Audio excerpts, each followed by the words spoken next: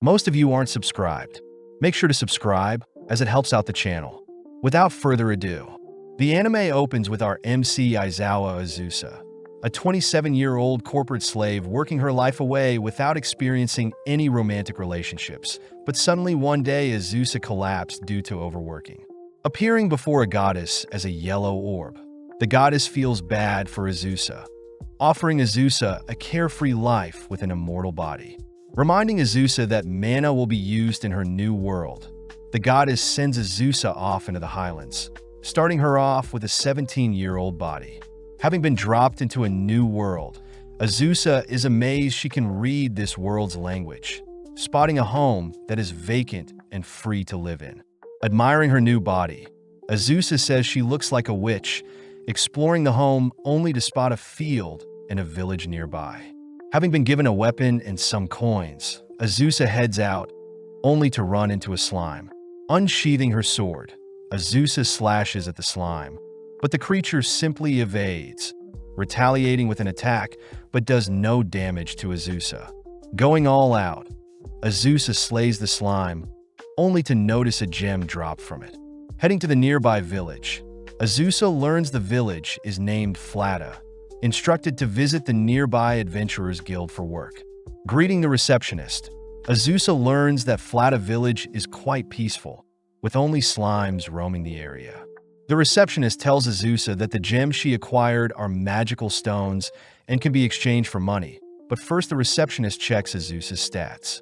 Azusa confirms that she has the witch class with a level of 1, but the receptionist points out how lucky it is to have immortality at such a low level. Just like that, Azusa's life consists of her taking it easy, starting each day by sleeping in only to tend to her fields. When she needs exercise, she slays slimes, aiming for 25 every day, and visits the forest occasionally to acquire the exact herbs she needs, thanks to her witch skill, only to sell them to the nearby village. After indulging in the laid-back life for 300 years, Azusa is seen tapping the slimes, curious as to how strong she's grown over time. Heading into town, Azusa is well known by everyone, having frequently treated patients with her medicine and even fighting off a plague that struck the town. Grateful to be given so much attention, Azusa exchanges her magical stones, only to be asked by the receptionist Natalie how strong she is. Having not checked in 300 years, Azusa chooses to evaluate her stats, shocking Natalie when she sees Azusa is level 99. Refusing to believe she's grown so strong by defeating mere slimes, Natalie points out Azusa has an ability that boosts her experience points earned, explaining how Azusa acquired over 10 million points over time. This is equivalent to 4,380 dragons slayed, meaning Azusa must be the strongest in the world. But Azusa states she doesn't want this attention ruining her peaceful life. Azusa asks Natalie to promise not to leak her status to anyone, heading to a nearby waterfall, only to freeze the entire location with a single ice spell. Forced to accept her insane growth, Azusa uses ice and fire magic to freeze and thaw meals, but one day suddenly gets a knock at the door. Spotting 4 adventurers outside, Azusa is petrified to hear them call her the level 99 witch, failing to come up with an excuse to convince them otherwise. With no other choice, Azusa takes the 4 all at once, drawing a circle and asking them to leave quietly once they lose. Seeing the enemy casting a wind spell, Azusa attempts to mimic the spell, but accidentally unleashes a devastating tornado that ends their duel. Rushing to the guild, Azusa asks if Natalie had leaked her true level, learning that Ernst the adventurer was the one who eavesdropped and leaked their earlier conversation. With word of Azusa's level spreading, Azusa is visited by the most powerful dragon of Nanterre, Laika, who challenges Azusa to a duel. When Azusa refuses, Laika threatens to rampage and destroy everything, forcing Azusa to accept. With Azusa donning her witch clothing, she takes flight to match Laika's wings, prompting Laika to unleash a fiery breath, only to be cancelled out by Azusa's ice magic. Impressed, Laika dashes forward clawing at Azusa, but upon seeing Laika trying to fire off another breath, Azusa simply freezes Laika's mouth. Falling out of the sky, Laika runs around mindlessly, accidentally destroying Azusa's house, forcing Azusa to knock Laika down with a single punch.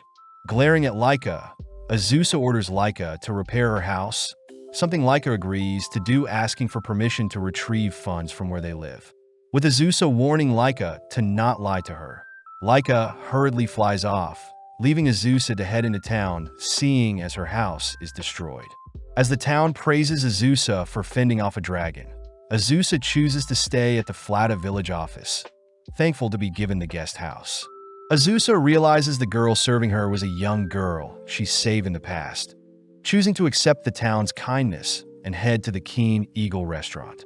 Warmly greeted by the townsfolk, Azusa orders her usual omelet and beef stew, enjoying the delectable meal as the town celebrates Azusa the Great Witch of the Highlands. Waking up the next day, Azusa receives a visitor, asking who the redhead before her is, only to be stunned realizing Laika has changed into her human form. With Azusa confirming that Laika has indeed repaid her debt, Laika shyly asks to be Azusa's pupil, horrifying Azusa as she only got so strong fighting lowly slimes. Laika states she was naive to claim herself as the strongest, wishing to work diligently like Azusa and grow stronger. Azusa realizes that Laika could take over the cooking and cleaning, immediately taking Laika as her pupil, learning that Laika was born 300 years ago as well. Returning to her destroyed home, Azusa notes how they should expand to fit more people, prompting Laika to take over as she carries over some resources, immediately working on the overall foundation and structure of their new house.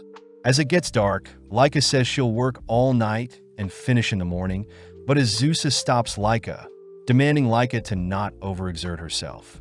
Touched by Azusa's words, Laika is grateful to her master, both clocking out for the day, only to return in the coming days to finish up.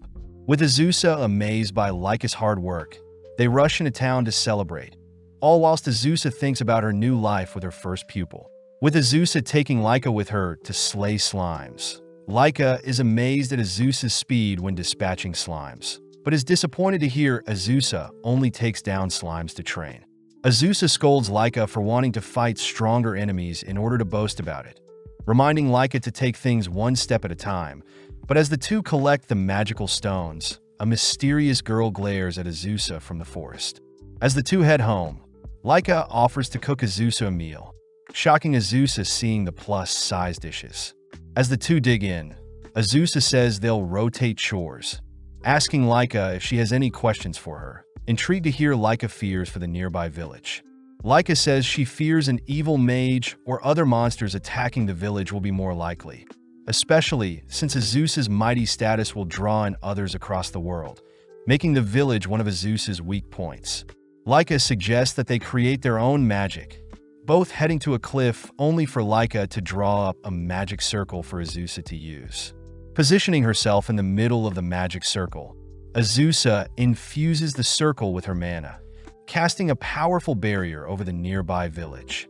In an instant, Azusa's spell catches a thief, shocking the townsfolk as they celebrate another heroic feat by Azusa. Azusa also takes the chance to introduce Laika the dragon to the villagers, all welcoming Laika wholeheartedly. As we cut to several days later, where Laika has perfectly picked up Azusa's carefree habits. Sadly, Azusa hears a knock at the door, spotting a small girl claiming Azusa to be her mother. Revealing her name to be Falfa, Falfa mentions that her younger sister had done her research into Azusa, but Laika is more fixated on Azusa's love life. Hearing Falfa mention her sister is hunting Azusa down, Laika invites Falfa in, serving her some cookies only to ask for the name of Falfa's sister.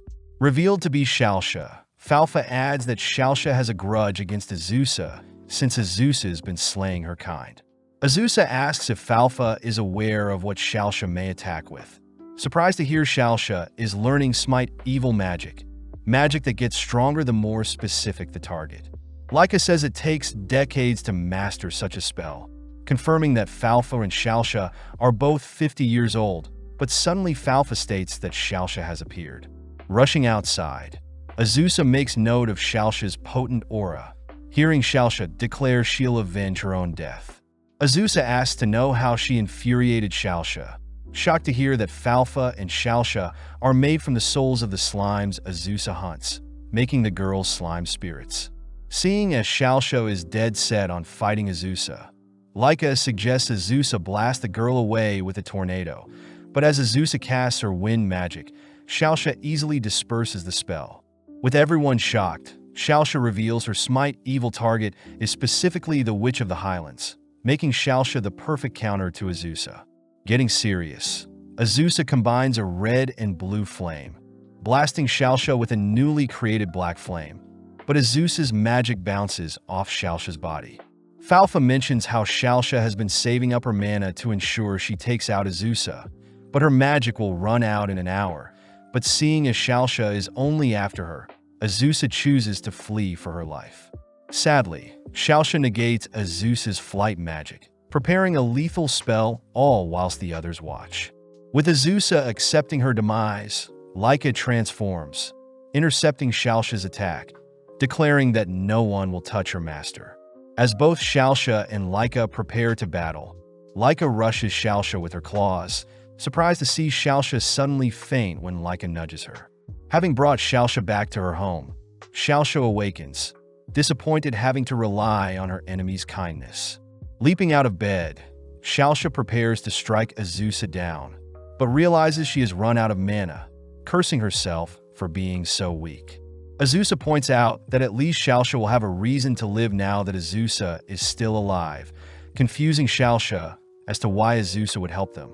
But Falfa finally speaks up. Falfa asks Shalsha to not be so harsh on Azusa, especially since it's human nature to slay slimes, asking Shalsha instead to leave behind her resentment and live her life. Seeing Shalsh finally give up on her revenge schemes, Azusa asks if the girls would like to live with them, ordering Shalsha to first call her mother as well.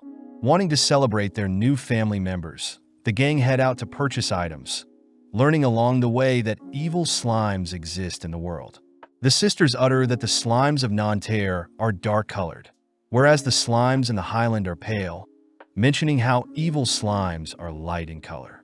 The girls also add that all slimes have a weak point, stabbing at a slime hole only to instantly slay it. Finally heading through town, Azusa runs some errands while showing the sisters around, stopping only to quiz the girls on some landmarks. Seeing Falfa easily remembering the landmarks, Laika asks how Shalsha is doing, hearing Shalsha point out the old road that led to the Old Kingdom. Heading home, the gang feast on Laika's plus-sized meals, all praising Laika for the delicious meal.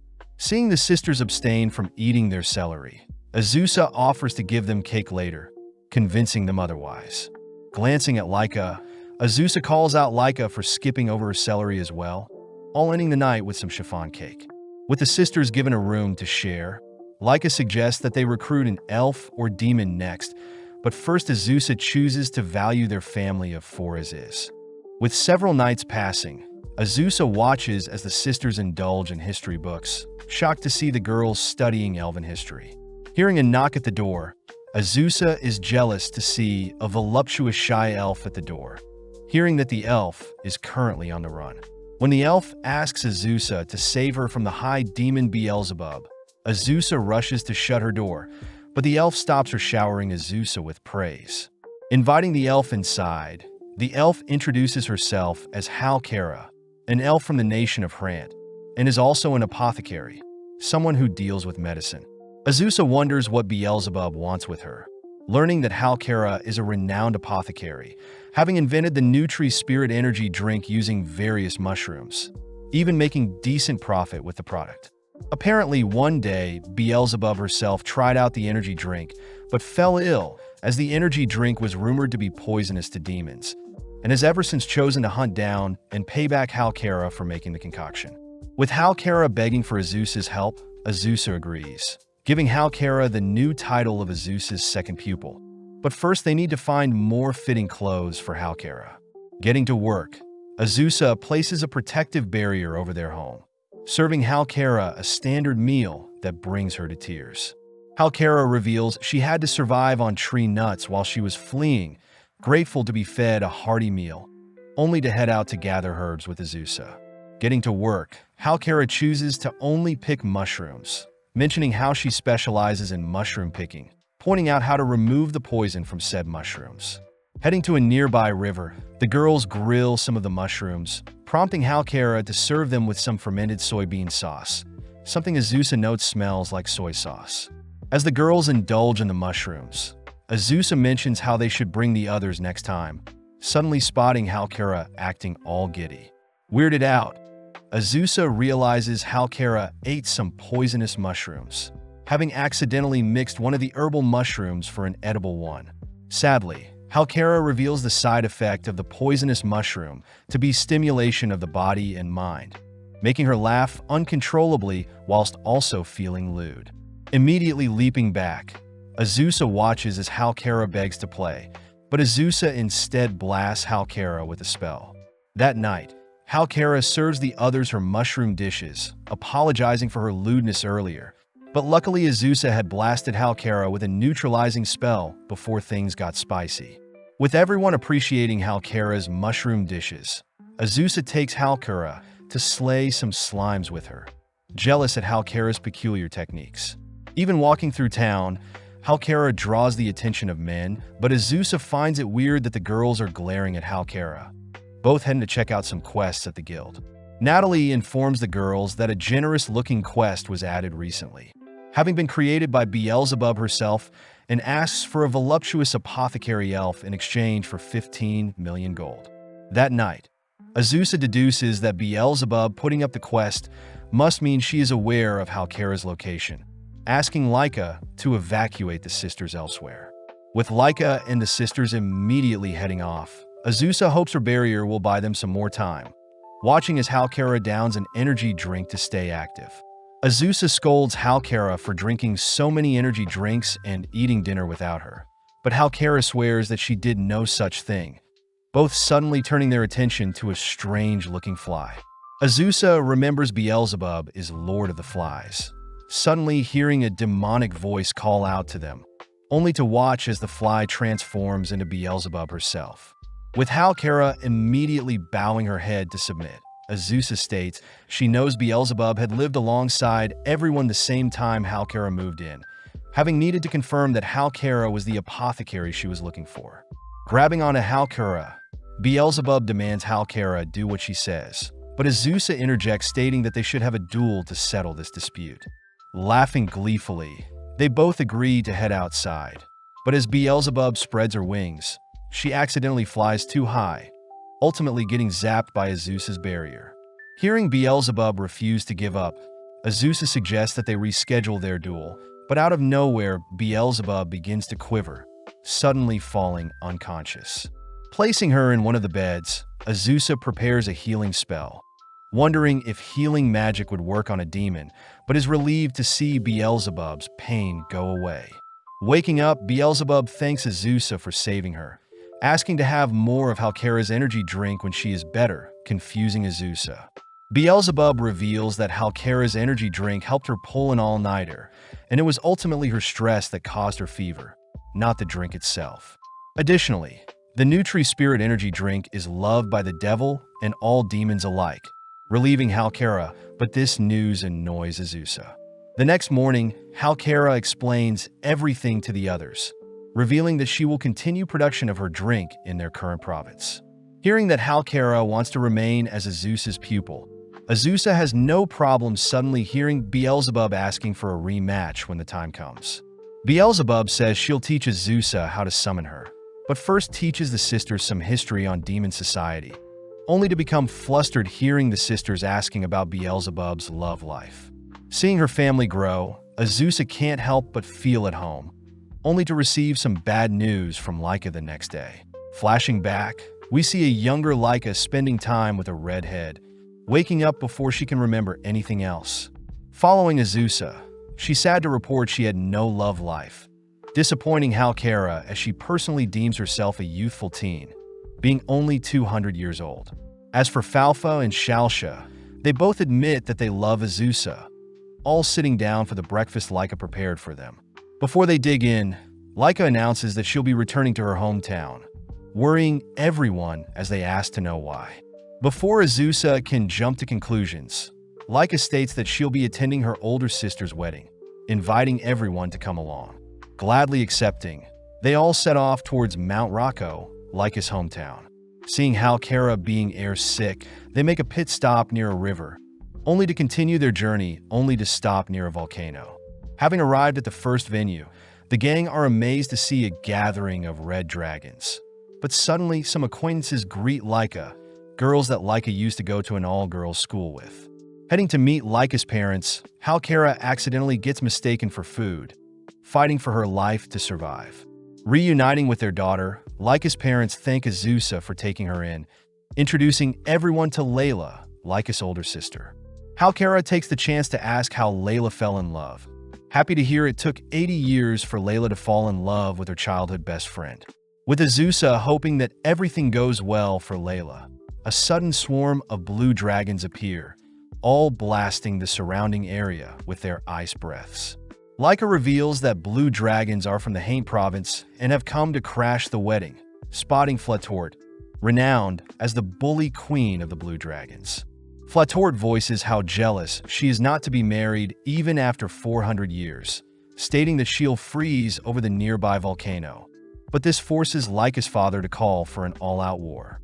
Seeing as it's too dangerous, Azusa suggests that they all flee, spotting Halkara playing dead, but snaps out of it when a dragon approaches.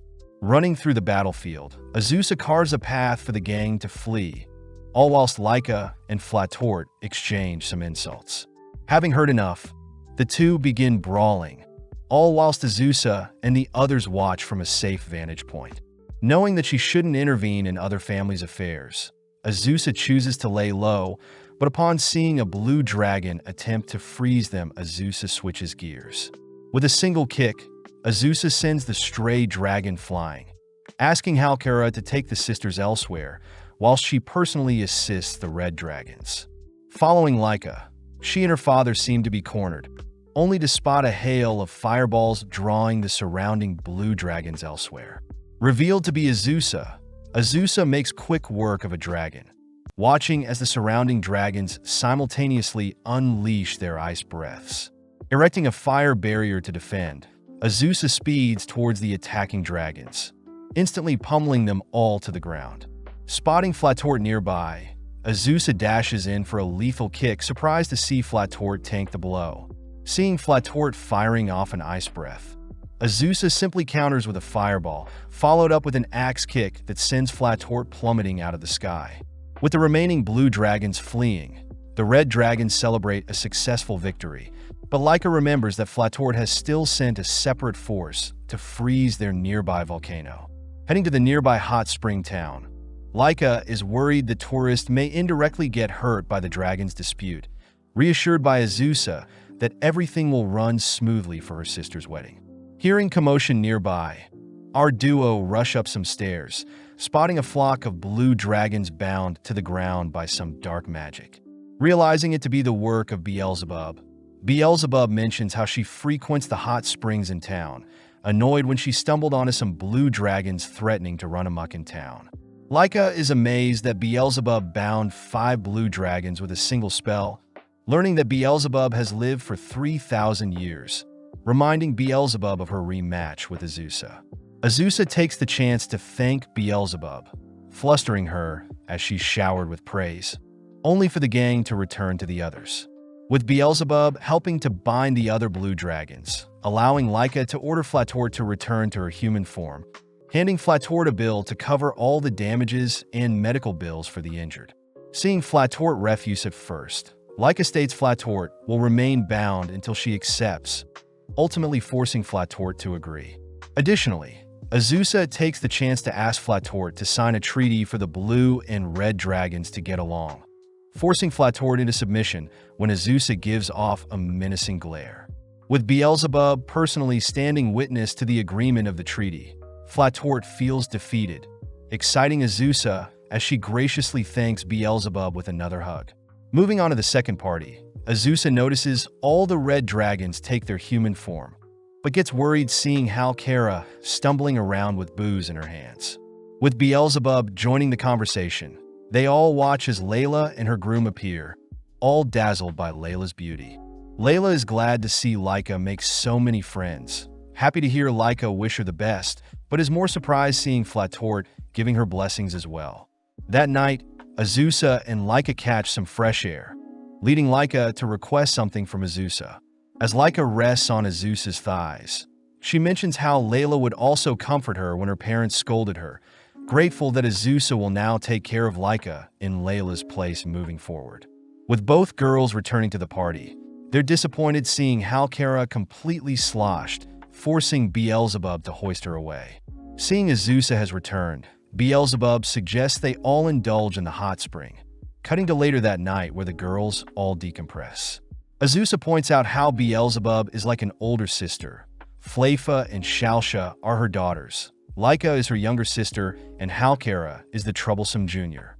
Having returned home, the gang find it strange hearing Halkara asking to do her chores earlier in the week, all convinced that Halkara has finally decided to move to Nazcute. With Halkara returning late that night, the gang throws Halkara a final goodbye party, but Halkara reveals that she is simply building another factory in Nazcute. With days passing, the gang notices Halkara always leaving bright and early only to come home late, something Azusa orders Halkara to avoid, but Halkara can't help it. Apparently, a ghost had appeared near her factory, and her factory is low on workers, creatures known as bound or separated spirits. Ghosts normally pass away and can't leave their home, prompting Halkara to beg Azusa to help her, something Azusa can't refuse seeing her adorable pupil desperate. The next day, Azusa makes use of a summoning circle, accidentally summoning Beelzebub into the bathtub instead of the summoning circle. When Beelzebub is asked to help out with removing the ghost, the sisters charm Beelzebub into agreeing, all waiting until night only to head to the town of Nazcute. At first glance, Halkara's factory is quite creepy, especially with the weird cat statue she placed outside. Nonetheless, Beelzebub takes the lead, allowing Azusa to hold her hand, followed by Halkara tagging along. With our trio heading to the most common room of the ghost sighting, Beelzebub gets annoyed seeing how cowardly Azusa and Halkara are, ordering the ghost hiding to show herself.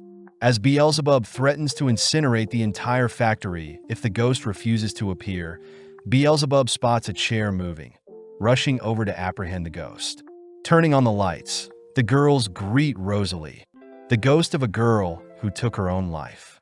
Rosalie revealed that when she was alive, she was a noble, kind, and polite person, but after being sold off by her parents, Rosalie gave up on life and ultimately became a ghost. Azusa asks what Rosalie plans to do with the rest of her life, annoying Beelzebub when Rosalie says she doesn't know. Instead, Beelzebub offers to erase Rosalie from their world. Rosalie quickly begs for her life, stating that she won't bother Halkara and her duties, but Rosalie points out she is unable to leave the factory. Beelzebub points out that Rosalie will be able to bypass any restrictions if she possesses a human and uses them as a vessel, but the human must be weak and easy to control. Unanimously turning to Halkara, Halkara is strapped to a chair, reminded that she is giving her body to save her factory. Giving it a go, Rosalie enters Halkara's body, amazed that the possession worked, but is more fixated on Halkara's assets. Azusa suggests that they move Rosalie to their home, wanting to give Rosalie the life she never got when she was alive, a remark that makes Rosalie cry, swearing to be Azusa's sister for life. Introducing Rosalie to everyone else, Beelzebub chooses to head to sleep first, leaving Rosalie to show everyone what she can do. Sadly, Rosalie fails to leave Halkara's body, something Beelzebub believes is due to Rosalie and Halkara's perfect compatibility. Beelzebub points out that Halkara will lose her body if Rosalie spends too long in her, and sadly Rosalie can't take her life since it would mean Halkara will pass as well. Brainstorming some ideas, the girls first try shaking Rosalie out, failing only to try and knock Rosalie out, but when that doesn't work, the gang tries scaring Rosalie out. Up in the sky, Laika flies Rosalie up very high, trying to scare Rosalie out, but she fails to separate from Halkara's body. Next, Laika flips upside down, dumping Rosalie to fall to her doom, but catches her before she hits the ground. Trying various tactics, the gang tries scaring Rosalie with demonic summons, tying and sending her down a river, and even getting a priest to try and separate them, but ultimately no luck. Seeing as they're running out of time, Azusa wonders if Halkara will return if Rosalie is put to sleep, pouring a glass of wine only to have Rosalie drink it. In an instant, Rosalie knocks out, allowing Halkara to reclaim her body, having not remembered anything since she was possessed. Now all the gang needs to do is wake Rosalie up as well, prompting Beelzebub to toss Rosalie into an ice bath, ejecting Rosalie from Halkara. Now officially welcomed into the family, Rosalie apologizes for causing all the rumors at Halkara's factory, but when Rosalie shows off her psychic abilities to move things with her mind, Azusa gets an idea. Heading back to Nazcute, Rosalie clears up any evil hauntings by helping to clean up the town, forever grateful to Azusa, seeing as she has found new purpose even after death.